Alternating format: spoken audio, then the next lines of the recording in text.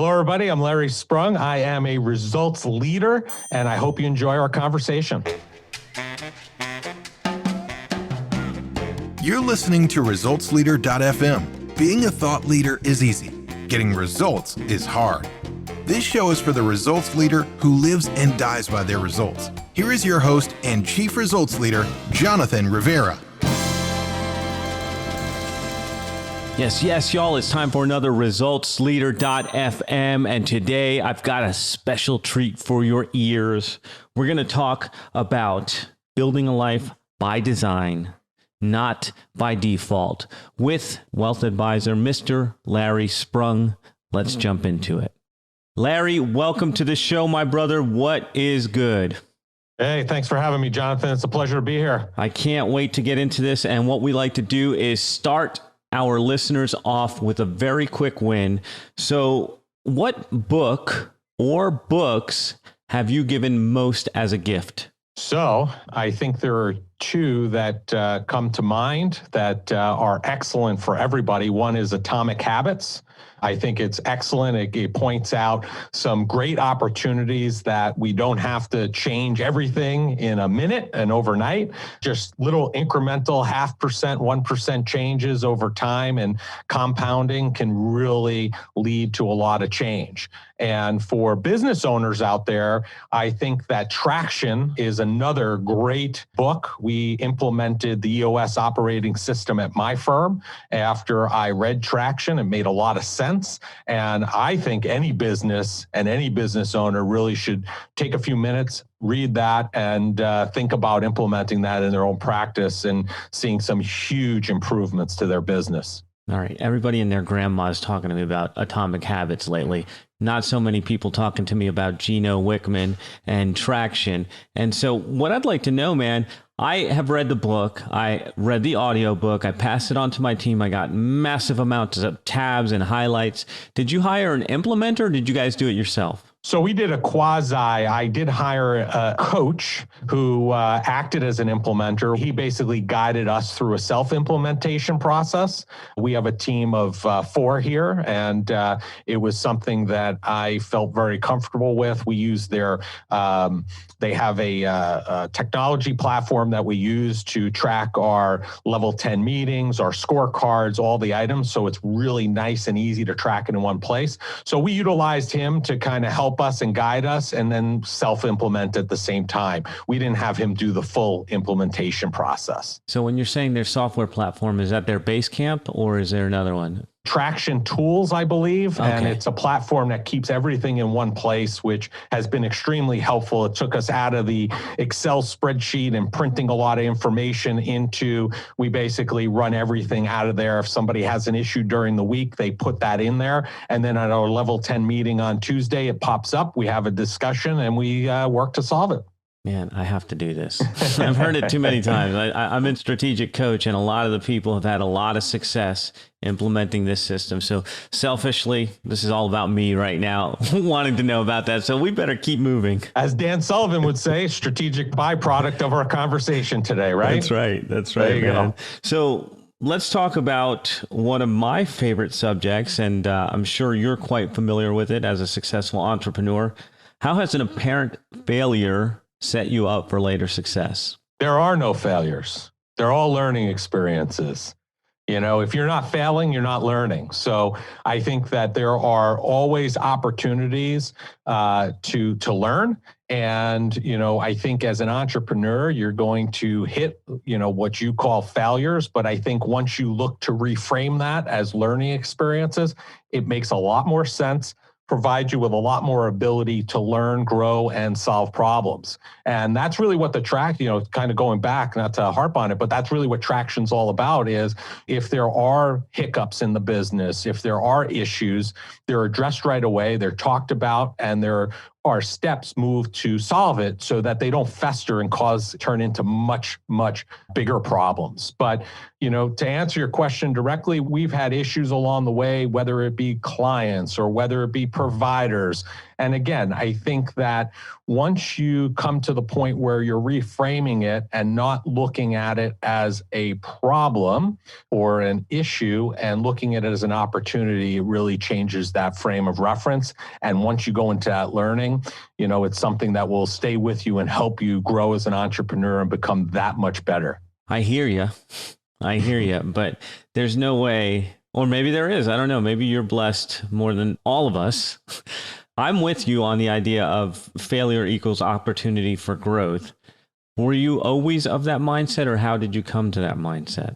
I think it took me a long time, to get there and it's really just a frame of reference and how you look at things. And as an entrepreneur, there's always going to be things, events, opportunities, stuff that's going to happen. And if you look at this as a problem, an issue, and you just keep focusing on it as an issue, it's almost impossible. You become paralyzed. And as an entrepreneur, almost all the time, we're kind of in this isolated box, right? So we don't have a lot of people to go to help us solve these problems. So I think the key there is to have somebody that you can go to have a conversation, whether it's a fellow entrepreneur, a coach, somebody from Strategic Coach, for example. I think that gives you a great opportunity to bounce those ideas and help you reframe it and look at things. And chances are the person you're talking to, if you have the right person, probably has experienced something similar to you, and they can kind of walk you through it. So, it's not something that I think it's inherent. Most of us are kind of hardwired to the opposite, which is to look at it as a problem, look at it as a bad thing. And it takes time, effort, and energy to kind of start reframing things and making it look at as a positive and say, hey, you know what? I'm going to use this opportunity as a learning experience. Number one, make sure this doesn't happen again. Number two, maybe there are other things that I should be doing that I didn't think about before that can make this even better, not happen again, and really improve the business, whatever it may be. And, we have to take those times. And I think one of the things kind of dovetail in as entrepreneurs, we don't set aside enough time to think about these things. We have to think, we can't just be doing. So I set aside usually 2 days, Mondays and Fridays are typically my no appointments, no phone calls. Basically, I record podcasts and I think. And that's all I do on those 2 days. And whether it's problems or issues that I want to turn into learning experiences or just looking at the business from the outside, I think every entrepreneur's got to do that. I love it, man. And what I hear you saying, it's a muscle. You got to exercise it. And you're exercising it every week by taking some time away, as they say, working on the business instead of in the business. The old saying goes, so you can actually get some perspective. So this leads perfectly into the next question, almost as if I had set this up. What is the most worthwhile investment you have ever made? The most worthwhile investment that I've ever made is one in myself. I think looking back, I'm in the wealth management industry, right? So there are a lot of advisors, people in the advisory practice or in the field that are working for large institutions and large firms. And I was there. I was one of those people, and I made the move back in 2004 to begin my own practice and go out on my own. And I think the biggest and best investment that I made was doing that. It freed me on a number of fronts. Number one is from a personal standpoint, I was now not beholden to other folks. I wasn't beholden to somebody else's schedule. I could create my own. And I was always a person that, I say the saying, life by design, not by default. I say that quite often. And I lived that way, to the standpoint of when I started my firm and, wanted office space, I drew a 10-mile radius around my house. And I'm in New York, I'm on Long Island. 10 miles, depending on where you are, could be 10 minutes or it could be an hour. But I wanted to make sure I was 10 miles and, no more than 15 minutes from my house because I had young kids. I wanted to be able to see them. So I built that around there. And then I started building the practice and investing in the practice. And it's been something that's given me a lot of opportunities, a lot of joy, and the ability to help and assist hundreds of families over the time frame that I've done it. So I think that truly that's been the best investment, the one that I made in myself and taking that leap. And I would challenge anybody who's out there working at a big firm that's in that grind to take a look at it, because you can do it. You can do it. You don't need the big name. You don't need the big moniker. There's not a lot that they're providing you, especially in this environment where technology and tools are available. You can be as good and as productive as those big name firms on your own, whether it's under a smaller firm like myself or even as an independent on your own. Yeah, man. Let's think back. Over the last 5 years, what new belief, behavior, or habit has most improved your life? That's a good question. I think the best thing that I've done is I've kind of started with what I call my top 3, which has helped me focus quite a bit as a business person. And what I mean by that is every night before I leave the office or afternoon, whenever that may be, I basically write down the top 3 things that I need to do the next day so I could feel successful. So basically, I know coming in the door, whenever I make it in the morning, that if I do these 3 things and I get them done, it's been a win. Regardless of what else happens along the way, I have the win. And I make sure that those 3 things are directly tied to whatever my personal and the firm goals are for the month, the quarter, et cetera. And it's really just focused me a bit and kept me in line with regard to where I want to be and what I want to be doing on a day-to-day basis, and not just coming in haphazardly, attending to whatever is trying to drag and pull my attention at that time. Now, I want to go deeper on that because I use a similar system. And you have your top 3 for the week, top 3 for the month, all that. I do something similar. When you come in, the top 3 things you knock out. If you knock those out in the first hour of the day, do you call it a day, or are you finding more busy work? What do you do when that happens? Yeah, so I try to knock those out. And if we're successful doing that, I think it depends on what the gravity of those 3 things for the day is or are. If it's a huge, huge win for us, for the firm, then it might mean, hey, we're going to take it easy for the rest of the day and kind of slow down and not go 100 miles an hour. And if those 3 things on another day may be great wins, but they may not be hugely impactful, but we needed to do them in order to reach our goals. So what I may do is if I knock them out real early, I may add 1 or 2 things and say, okay, you know what, we did this, we're good, but you know what, I want to add these 2 other things and get them done before I leave today. And it'll feel like almost like a double at some point. So it'll save me down the road for another day where we have the huge win. I won't feel so guilty leaving a little bit early. I'm thinking, all right, I have to do this. I think I can end work early today. Some days you got to do that. Listen, there are some days that I don't even get to the first thing on the list. And I'm like, oh, geez, I got to get out of here. I got to take a break. You got to take a breather. So that happens too sometimes. You just got to be able to read the situation and understand. The thing that you can't do is you can't go 100 miles an hour every single day, because that's, you do that to a car engine, you're going to burn it out. You do that to yourself, you're going to do the same thing. You're going to burn yourself out real quick. For sure. Let's have a little fun. What are some bad recommendations you hear in your area of expertise? Oh, where can we start? Listen, the top one is in the environment we're in today, social media, which is great, by the way. If you use it for the right things and the right purposes, it's unbelievable, right? But I think an area that in our industry that's getting plagued and is detrimental is, for example, TikTok, right? You could turn on TikTok, and I'm not on TikTok. I get stories from my 15 and 18-year-old telling me, did you see this guy talking about this investment? What do you think? Just last week, right? Elon Musk was on Saturday Night Live this past Saturday. And last week, one of my sons, 15 years old, calls me up. Some guy on TikTok saying I should buy Dogecoin because Elon Musk is going on TV and he's going to talk about it. And I'm like, well, that's not investing. That's gambling, in my opinion. So I think that's been a real tough thing to overcome, is these areas like TikTok, where you have these people who have no credentials, no expertise, talking about things that they probably themselves know very little about, but it's popular and it's catchy and they're talking about it. And, you could then push that out to the blogosphere too. There are a lot of bloggers out there that are talking, giving similar recommendations, no expertise, no licenses, no credentials, but they have a lot of affiliate links, that they're pushing in their blogs. So, it's a touchy subject in our industry. And I think that at some point, maybe in the future, there should be some regulation come in and regulate some of that information that's really not helping anybody. It's actually hurting investors and investing, period. So I'm going to push a little bit more just because I'm curious of your take on this. We were having this conversation the other day.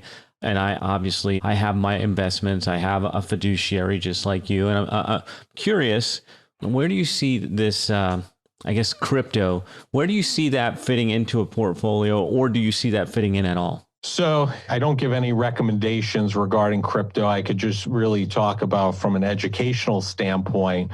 My view is, and in full disclosure, I do not own any cryptocurrency in any way, shape, or form. I don't own anything on the blockchain.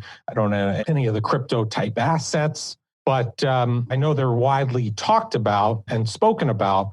And I think the jury's out. I think that they're very popular right now, but I think when all's said and done, who knows how this is going to all shake out. I don't know who the winner is going to be. Is it going to be Bitcoin? Is it going to be Ethereum? Is it going to be Dogecoin? I don't know. And it's hard to tell because the space is so crowded as far as who's real and who's not. And I think that's the difficulty of it. And I think if you're going to approach that situation or add funds or exposure there, I think you have to do it from a standpoint of that it's more of a gamble than an investment. Pure speculation. Just my opinion. Okay. No, and that's what I thought too, because we have real estate, we have life insurance, we have stocks, ETFs, all that. And I'm like, I don't know, man. I don't know anything about it. If I were putting money in there, it'd be money that I hate and wouldn't mind losing. Right. If you can't go to Vegas and put it on red or black, then crypto might be a good opportunity for you to have some fun. I don't know. We interrupt your regularly scheduled program for a public service announcement. We're going to get right back into this show, but I wanted to ask you a question. If you have been listening to the show for any amount of time and you've picked up even one single tip, then I need your help. Get the word out. Tell people about resultsleader.fm. Share it on social media. Share it on your email. Share it anywhere. #ResultsLeaderFM. Now let's jump back into the interview. Total sidebar. I'm taking you way off track, so let's bring it back in. The show is called Results Leader, and we want to talk about results now. So tell me, in your opinion, Larry, why do results matter? Well, I think that they're a measure of how successful you potentially are as a leader. Those results can be very different for different people, right? Certain people may want to see those results in terms of profit and loss, right? That might be their measure of whether they're doing a good job or not. Some may look at it a measure of how they're growing their business internally from number of people. So I think results matter. I think more important than the results is you have to have a framework for what results do you want to get and why do you want to get them, right? Because if you just get results for the sake of getting results, I don't know that you can interpret that in any significant way. So going back to the whole traction thing, right? We, at the beginning of the year or at the end of the year for the following year, we put down what our goals are for the entire year. These are our goals. And if we hit those goals and hit those results, be great. We feel good. You feel like you had a productive year. And then it's a matter of then breaking those goals down into quarterly rocks. So you have something to track every 90 days and, working towards that end goal for the year. So, it's important to have those goals for the firm. It's important to have them individually. Myself and each of our employees have their own goals for the year. And it's important because it gives you that sense of satisfaction that you are working towards something. In the case of the firm, we're working towards the greater good of what we're doing as a firm and individually growing ourselves. And I think those are key for people in order to feel successful and to feel like they're an active contributor to the business, to their lives, and to society. But I think the important thing is you have to have that framework. Otherwise, great, I had this result, but what does it really mean? Why is it making me feel good? If you don't have that game plan, you really don't know. Yeah, I like that. What do you want and why do you want it? So let's think back. Over the last 5 years, what new realization has helped you get better results for your clients? I have to do less. That's the big realization I've made. And I don't mean less for my clients. What I mean is probably 5 years ago, I was doing a lot more and had my hands involved in a lot more than I do today. And now what I'm trying to do, what I've tried to move towards over the last 5 years is to focus my time, effort, and energy in areas that I enjoy, number one. Number two, I'm skilled at. And number three is the best use of my time for my clients. So for example, a client called in today needing money out of their account. 5 years ago, I might have answered the phone and handled that. Today, my assistant and service person, they're taking care of it. I don't need to do that. If they were calling in because they wanted a question about looking to buy a piece of property and wanting to know where the money should come from, well, that's where I should be coming in. So I think over the last 5 years, I've really come to the realization, and we've really kind of done a good job of dividing roles, responsibilities, and who is getting the most energy from doing certain things and doing them well and has the skill set to do them, and either, if not, working them towards having that skill set and letting us each focus in our own lane and thrive there and grow there. So I think that's been the biggest learning curve for me over the last 5 years. Man, it's so hard to let go sometimes, though, isn't it? It is. It is. I feel you, man. So let's think about your business now. What area of your business would you like better results? Yeah, I think for us, we're looking to grow significantly. We have some significant growth plans, and we're looking to grow organically as well as inorganically. And, one of the things that proactively looking for, in our industry, there are a large majority of older, typically white males who are getting up there in age and probably looking to exit if they're not already. So we have a pretty big focus right now on making connections with those folks who have the interest in being on a path to retire, maybe in the next 2, 5, 7 years, and basically integrating them into our ecosystem and having an exit strategy for them built in. And we have the team, we have the processes in place, and more importantly, we have the capital that, if needed, we can actually pull the trigger on those events. So that's one way inorganically. And then the second way is for advisors that may be at an independent firm or even a large larger firm that really wants to break away and have and be a little bit more control of their practice, we have a situation where they could just really plug and play into our ecosystem. And again, we have the ability to do that pretty seamlessly and give them an opportunity to thrive, a lot of coaching, a lot of tools in order to make them better advisors. And also, more importantly, not have to be the jack of all trades and do everything like I was talking about earlier. They could come in, focus in, we find out what they're really good at, passionate about, enjoy, and let them focus there and offload those other tasks that they might be doing today into those other areas. So that's been a huge focus of ours, is growing on the inorganic front over the next several years. Exciting. What results are you most proud of? I think the most, one of the results that I'm most proud of is I've had the ability, my kids, as I mentioned earlier, are now 15 and 18.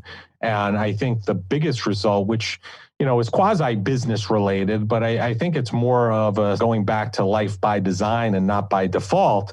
I think the thing that I'm most proud about is with kids at 15 and 18, I haven't been like an absentee father where I haven't been involved. Both my kids play travel ice hockey, which is, for those of your listeners that know what's involved there, they're at the rink usually 3 to 5 times a week, usually weekends, games, Saturday and Sunday, sometimes anywhere between 2 to 5, games over that weekend, a lot of tournaments, a lot of travel. And the business and the result has been, I've been in a position where I've been able to be involved with all that and see them and actively go with them and travel with them and go to tournaments. And to me, that's been the biggest byproduct that I've gotten and the best result that I've gotten from my practice, is being there for my family and watching my kids grow and being there with them, not just being a bystander watching from afar. That's beautiful, man. My wife and I always joke around. We're the only, our son's still very young, 7 this month, but everywhere we go, we're like the only husband and wife team. They're like, both of you can be here? Damn right. Yeah. We made this. Listen, you got 7, it goes in a flash. I remember yesterday when my boys were young, and I'm in a position now, my 18-year-old's heading to college in the fall, and my 15-year-old, believe it or not, is heading out of the house also. We're in New York, he's heading to Minnesota to prep school, and he's going to be leaving the house. So the fact that when you start going into this planning process, if you will, with kids, never thought in a million years my 15-year-old would be leaving, thinking, oh, my oldest will be going to college. I have another 2-3 years to kind of really focus on the younger guy. And now here we are, and he's leaving the house. So it's all good, and it's in his best interests, and he's excited. But again, you never thought about it. So it even makes it that much more gratifying that we both spent all that time with them along the way. So keep up the good work. Keep going to the soccer, baseball, whatever events you go with your son, keep it up, because it goes by in a flash and it's worth every minute. What a blessing. Thank you for the reminder. So this is the part where we do 2 things. Number 1, we share parting thoughts. So anything you want to share with the results leaders out there who are listening right now? Yeah, listen, I think we've gone over a lot of great stuff, and I think they're all great tidbits. I think the one thing I would tell you, even as a business owner, and we were speaking about it before, where some people kind of forget about this because we're all focused on growing the business, growing our practice, growing our employees, keeping them happy, is remember to pay yourself first, right? You want to make sure that you're putting away money. I know a lot of times as business owners, myself included, clients as well, we think that, and we know a lot of times our best investments in our business, and that's great, but it's also good to have some liquidity. So pay yourself first, whether that's in a retirement plan, 401k, whatever it may be. Just figure out a way. Don't just pay the bills and then see what's left over. And if there's nothing, then what? Pay yourself first and then pay all the bills from there and figure it out. It's amazing how that one little change could really significantly increase your net worth. Yeah, it empowers you. I know already after folks listen to this interview, they're going to want more from you, Larry. So where can they find you? Yeah, so best place, I'm across all social media platforms, LinkedIn, Facebook, Twitter, and Instagram. On LinkedIn, Facebook, and Twitter, you can find me at Lawrence Sprung, Sprung. Instagram, it's Larry Sprung. And then our firm's website is mitlinfinancial.com, MITLIN. MitlandFinancial.com. And then we also have a podcast called Mitland Money Mindset, where we have a lot of great guests, hockey people, abundance people, mindset people, just a great cadre of good guests. If you check it out, I know you'll enjoy it. And that's actually how we found you, listening to Mitland Money Mindset. So, Larry, been just a total pleasure speaking with you. I thoroughly enjoyed this conversation. I know the results leaders out there did too. So that is a wrap for another edition of ResultsLeader.fm. If you are out there getting results for your clients and you want to be featured on the show, go to ResultsLeader.fm now and apply to be on the show. And if you love what you're hearing, share the show, give us a rating and review, do anything to help us get the message out there. Thought leadership is easy, but results leadership is hard. We'll catch you on the next one.